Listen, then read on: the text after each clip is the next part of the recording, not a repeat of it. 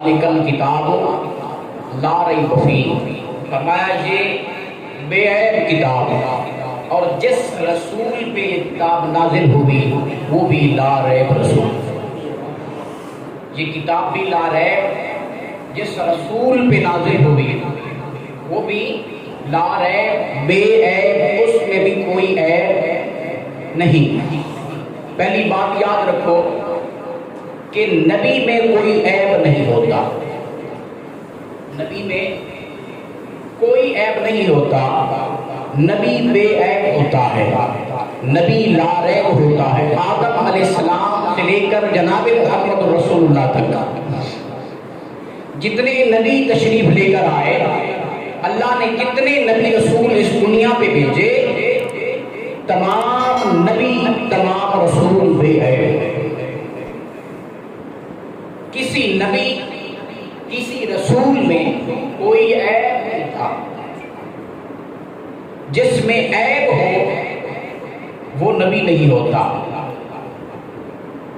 جس میں کوئی عیب ہو وہ نبی نہیں ہوتا، اور نبی میں کوئی عیب نہیں ہوتا۔ اس کے بعد ہم قربانی کرتے ہیں، جانور ذبح کرتے ہیں، سنت ابراہیمی ادا کرتے ہیں،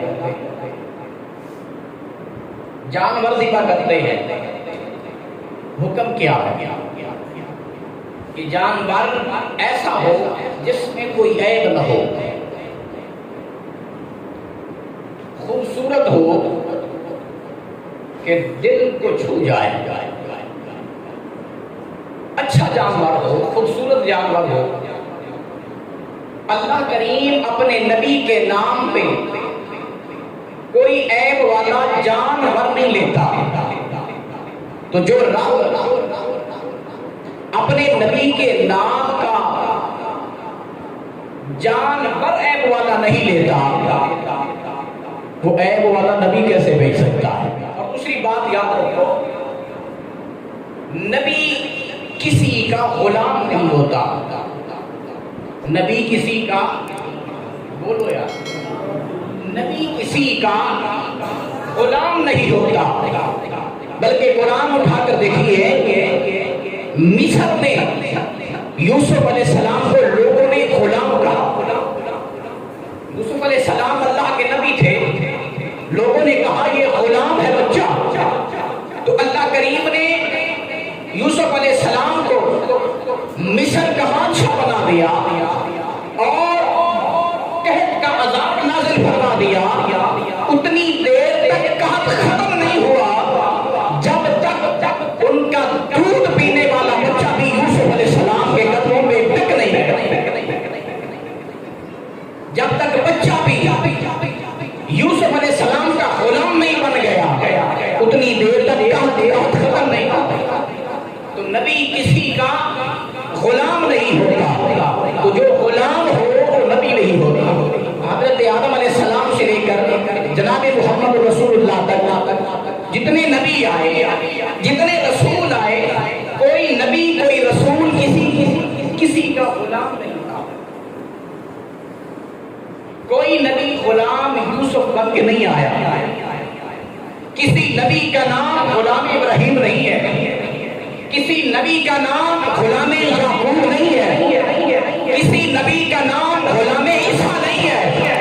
نہیں، کیوں؟ جو نبی ہوتا ہے وہ غلام نہیں ہوتا، جو غلام ہوتا ہے وہ نبی نہیں ہوتا۔ اور یاد رکھو تیسری بات، نبی کبھی جھوٹ نہیں بولتا، نبی جھوٹ نہیں بولتا، بلکہ نبی کی زبان سے جو نکل جائے اللہ کائنات کا نظام بدل دیتا ہے، پر اپنے نبی کے زبان سے نکلے ہوئے لفظ بدلنے نہیں دیتے۔ یوسف علیہ السلام جیل میں جب تھے تو دو قیدیوں نے آپ کی بارگاہ میں اپنا خواب پیش کیا، مجھے یہ خواب آیا، دوسرے نے کہا مجھے یہ خواب آیا، اس کی تعبیر کیا ہے؟ تو یوسف علیہ السلام نے دونوں کو تعبیر بتائی۔ ایک نے کہا کہ میں نے دیکھا ہے میں بادشاہ کو جام پلا رہا ہوں، انگور کا رس پلا رہا. دوسرے نے کہا کہ مجھے خواب آیا ہے، میرے سر پہ روٹیاں ہیں، میں لے کے جا رہا ہوں اور کپڑے اٹھا رہے ہیں. آپ نے فرمایا بھائی تو دونوں کے خواب کی تعبیر یہ ہے. ایک کی یہ ہے جس نے خواب دیکھا ہے کہ وہ بادشاہ کو انگور کا رس پلا رہا ہے، پانی پلا رہا ہے، جام پلا رہا ہے، تو وہ دوبارہ اسی منصب پر جو اس کی پہلے ڈیوٹی تھی اسی پہ بحال ہو جائے گا. تو بادشاہ کو جام پلائے گا، بادشاہ کی بارگاہ میں دو انگور کا رس پیش کرے گا. اور دوسرے کو کہا تیرے خواب کی تعبیر یہ ہے کہ تجھے قتل کر دیا جائے گا، تجھے زندہ لٹکا دیا جائے گا اور تیرے سر کو کبے نوچ کر کھائیں گے. جب اس نے یہ خواب کی تعبیر سنی وہ ڈر گیا. اس نے کہا مجھے تو خواب آیا ہی نہیں، مجھے تو خواب آیا ہی نہیں.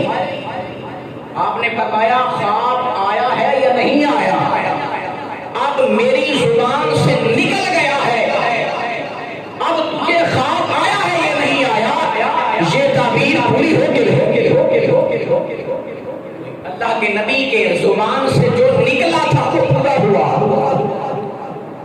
اس کے سر کو کبوں نے نوچ کھایا اور دوسرا اپنی اسی نوکری پہ اسی منصب پہ بحال ہو گیا.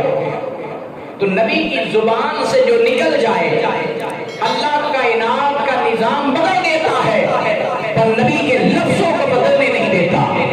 نبی کبھی جھوٹ نہیں بولتا اور جو جھوٹ بولے وہ نبی نہیں ہوتا. تو مرزائیوں کے نبی نے، جس کو وہ نبی مانتے ہیں، اس نے کہا کہ میں مکے میں مروں گا یا مدینے میں مروں گا، میری قبر مکے میں بنے گی یا مدینے میں بنے گی. ہوا کیا، مرا کہاں؟ لیٹرین میں. مرا کہاں؟ لیٹرین میں. قبر کہاں بنے؟ قادیان میں. تو جو نبی ہوتا ہے وہ جھوٹ نہیں بولتا، جو جھوٹ بولے وہ نبی نہیں ہوتا. اور چوتھی بات، 4 یاروں کی نسبت سے، حضور کے 4 جانشینوں کی نسبت سے میں بات عرض کروں کہ نبی کسی دنیا دار کا شاگرد نہیں ہوتا. نبی کسی دنیا دار کا شاگرد نہیں ہوتا. نبی کو ڈائریکٹ علم خدا دیتا ہے، نبی کا کوئی استاد نہیں ہوتا. اللہ نے فرمایا الرحمن علم القرآن، رحمان نے علم دیا قرآن کا. کس کو؟ اپنے محبوب کو. تو قادیانی کے کتنے خدا تھے، کتنے استاد تھے. وہ خود اپنی کتاب البریہ میں لکھتا ہے کہ جب میری عمر 6 یا 7 سال کی ہوئی، میرے باپ نے ایک معلم رکھا، نوکر. استاد ہے، استاد کو کیا کہہ رہا ہے؟ میرے باپ نے ایک معلم میرے لیے نوکر رکھا. تو جو اپنے استاد کو نوکر سمجھتے ہیں وہ قادیانی ذہن کے مالک ہوتے ہیں. استاد نوکر نہیں ہوتا، استاد روحانی باپ ہوتا ہے. وہ کسی کا نوکر نہیں ہوتا. اور اسی لیے کسی نبی کا کوئی استاد نہیں تھا، کیونکہ استاد کا ادب و احترام ہوتا ہے. جتنا بڑا بھی شاگرد ہو، استاد کے سامنے ہاتھ باندھ کے کھڑا ہوتا ہے. استاد کا ادب و احترام ہوتا ہے، دھیمی آواز سے بات کرتا ہے، ادب و احترام ہوتا ہے. تو اللہ نے یہ گوارا نہیں کیا کہ میرے نبی کسی کا کوئی استاد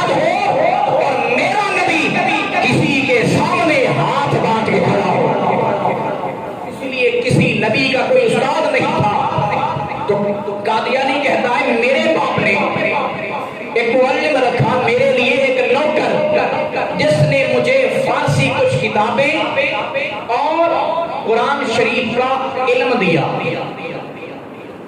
کس نے دیا؟ ایک دنیا دار نے۔ تو نام خود اس کا بیان کرتا ہے، اس بزرگ کا نام تھا فضل الہی، اور کہتا ہے جب میری عمر تقریباً 10 برس کی ہوئی تو میرے لیے ایک عربی خواہ مولوی صاحب میری تربیت کے لیے رکھے۔ کانا کیا کہہ رہا ہے؟ میرے باپ نے میری تربیت کے لیے ایک مولوی صاحب کو رکھا، ان کا نام فضل احمد ہے۔ اور پھر جب میری عمر 17 یا 18 سال کی ہوئی تو میرے لیے ایک مولوی صاحب چند سال مجھے پڑھانے کے لیے رکھے گئے، جنہوں نے مجھے کچھ فارسی پڑھائی اور بھی کچھ علم دیا۔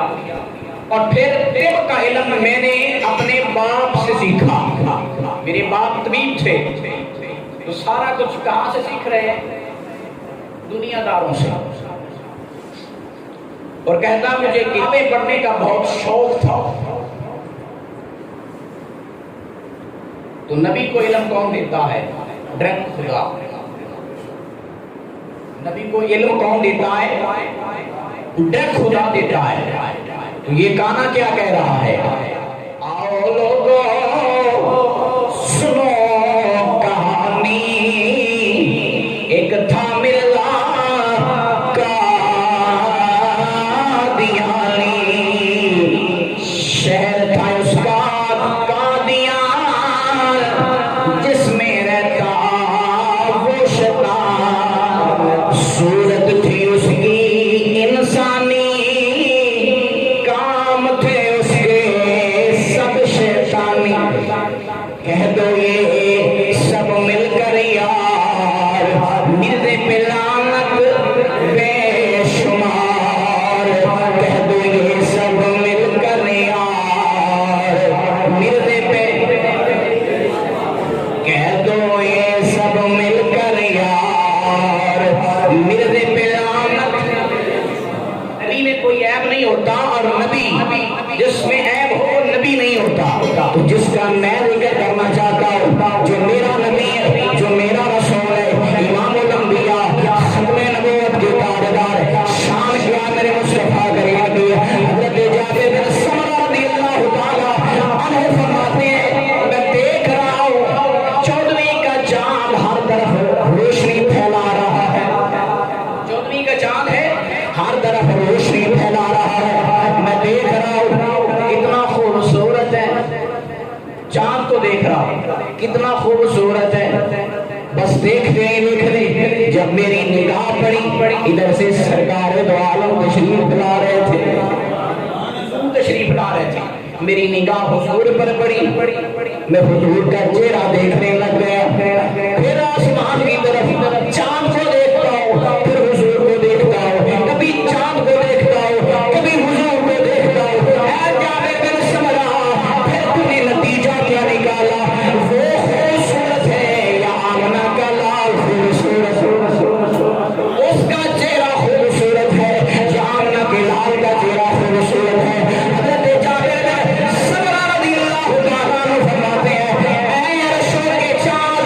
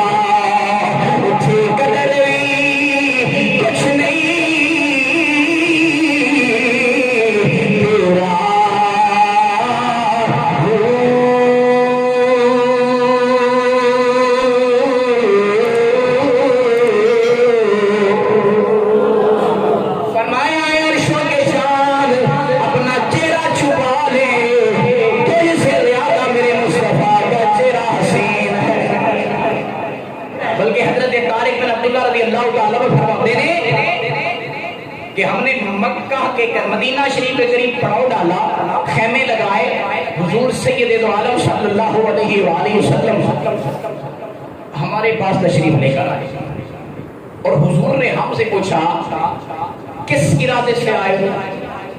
یا رسول اللہ ہم یہاں کی کھجوریں خریدنے آئے ہیں۔ حضرت طارق بن عبداللہ فرماتے ہیں اس وقت میں نہیں جانتا تھا، ہم نہیں جانتے تھے کہ یہ اللہ کے رسول ہیں، یہ اللہ کے محبوب ہیں، پر آپ کا چہرہ بڑا خوبصورت تھا۔ جب حضور نے پوچھا کیا لینے آئے ہو، یہاں کس لیے آئے ہو، کس ارادے سے آئے ہو، عرض کی ہم یہاں کی کھجوریں لینے آئے ہیں۔ حضور کی نگاہ پڑی، ہمارا ایک سرخ رنگ کا اونٹ تھا، وہ حضور کو بہت پسند آیا۔ حضور نے فرمایا یہ بیچنا ہے اونٹ؟ اب وہ حضور کا چہرہ دیکھ رہے ہیں، انہیں کوئی خبر نہیں ہم کیا کہہ رہے ہیں۔ حضور نے فرمایا یہ اونٹ بیچنا ہے؟ جی بیچنا ہے۔ فرمایا کتنے کا، کتنی قیمت ہے؟ جو آپ دے دیں۔ وہ تو حضور کا چہرہ دیکھ رہے، انہیں کوئی خبر نہیں، کچھ علم نہیں ہم کیا کہہ رہے ہیں، جو آپ لگا دیں۔ حضور نے فرمایا بھئی اتنی کھجوریں کافی ہیں؟ جی یا رسول اللہ کافی ہیں، کافی ہیں۔ حضور نے فرمایا اچھا میں جا رہا ہوں، ابھی اونٹ خریدنے کی نیت سے تو نہیں آیا تھا، یہاں پسند آ گیا، میرے پاس اس کی قیمت نہیں ہے، میں اسے کھجوریں بھجوا دیتا ہوں، اونٹ لے کے جا رہا ہوں۔ انہوں نے کہا جی لے جائے، یہ لے جائے۔ وہ حضور سید دو عالم حضور نبی کریم صلی اللہ علیہ وآلہ وسلم وہ اونٹ لے کر چلے گئے۔ جب ان قافلے والوں کی آنکھوں سے حضور اوجھل ہو گئے، حضور کا چہرہ آنکھوں سے ہٹ گیا، فوراً خیال آیا یار کیا کیا، یہ اونٹ کس نے دیا، جانتے ہی نہیں ہے یہ کون۔ اس وقت خیال آ رہا ہے جب حضور چلے گئے، اب ایک دوسرے سے کہتے ہیں کہ اونٹ کسے دیا ہے، کوئی اسے جانتا تھا؟ کوئی نہیں جانتا۔ یہ کون تھا؟ نہیں جانتے۔ کدھر سے آیا؟ نہیں جانتے۔ اونٹ کی قیمت کتنی طے کر گیا؟ نہیں جانتے۔ اب حیران ہے، ایک دوسرے کو گناہگار سمجھ رہے ہیں۔ اتنی دیر وہ قافلہ سالار کی بیوی تھی، خیمے میں دیکھ رہی تھی، اس نے کہا جھگڑو نہیں، میں نے اس کا چہرہ دیکھا ہے، وہ جھوٹا نہیں تھا، وہ جو قیمت طے کر کے گیا ہے، اس نے کہا ہے کہ میں بھیجتا ہوں وہ بھیجے گا، تم پریشان نہ ہو، اگر وہ نہ آئے تو قیمت میں دوں گی، قیمت میں دوں گی۔ انہوں نے کہا تم اسے جانتی ہو؟ کہا نہیں جانتی۔ کہا پھر تم ضمانت کس چیز کی دے رہے ہو؟ تو اس نے کہا میں نے چہرہ دیکھا ہے، وہ جھوٹا نہیں تھا، اس کا چہرہ بتا رہا تھا، وہ جھوٹا نہیں تھا، وہ ضرور آئے گا، بات ختم، اگر نہ آئے تو قیمت میں دوں گی۔ سارے انتظار کر رہے ہیں۔ شام ہوئی، ایک حضور کا نوکر، ایک حضور کا صحابی، حضور کا غلام ٹوکرا کھجوروں کا اٹھایا ہوا ہے، آیا کہنے لگا رسول اللہ نے بھیجا ہے۔ اس وقت پتہ لگا کہ جو آئے تھے وہ کوئی عام نہیں تھا، وہ اللہ کے رسول تھے۔ کہا یہ رسول اللہ نے بھیجا ہے، یہ کھجوریں، یہاں سارے قافلے والے یہاں سے کھجوریں کھا لو اب، اور اپنے اونٹ کی قیمت بھی پوری کر لو، ہمیں حضور نے بھیجا ہے، یہ قیمت بھی ہے اور کھجوریں رج کے کھا بھی لو۔ بڑے خوش ہوئے، ہم نے کھجوریں کھائی، اونٹ کی جو قیمت تھی وہ پوری کر لی۔ اس وقت انہوں نے کہا وہ کون تھے جو ہمارا اونٹ لے کر گئے تھے، وہ کون تھے؟ اس نے کہا تم نہیں جانتے وہ کون تھے؟ کہا نہیں ہم تو نہیں جانتے۔ کہا وہ اللہ کے رسول تھے، وہ اللہ کے حبیب تھے۔ انہوں نے ہاتھ باندھ لیے، ہاتھ باندھ کر عرض کی ہمیں بھی اپنے رسول کے پاس لے جاؤ، ہمیں بھی اپنے حضور کے پاس لے جاؤ، اپنے رسول کے پاس لے جاؤ۔ حضور کی بارگاہ میں آ گئے۔ کیسے آئے ہو؟ سیدی یا رسول اللہ نہیں پتا تھا آپ اللہ کے رسول ہو، ہم آپ کی غلامی کا پتہ اپنے گلے میں سجانے آئے، ہم مسلمان ہونے کے لیے آئے ہیں۔ آدم چشتی رحمت اللہ تعالی علیہ نے